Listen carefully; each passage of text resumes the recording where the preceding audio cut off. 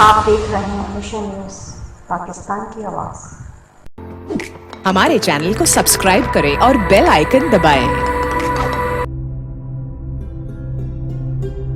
खबर शामिल करते हैं मलक मकसूद चिन्योटी से। जी कायदे तहरीक मरकजी चेयरमैन पाकिस्तान आर्मी जिंदाबाद मूवमेंट सैयद रहमत शाह बुखारी की मीडिया से गुफ्तगू करते हुए इन्होंने बयान दिया कि अफवाज पाकिस्तान हमारा फख्र है और हम किसी भी पार्टी को, किसी भी शख्स को अफवाज पाकिस्तान के खिलाफ बोलने नहीं देंगे और जो लोग इस तरह की बकवास करेंगे इनको कैफरे किरदार तक पहुंचाने में पाकिस्तान आर्मी जिंदाबाद हूं, मैं अपना किरदार अदा करता रहूंगा।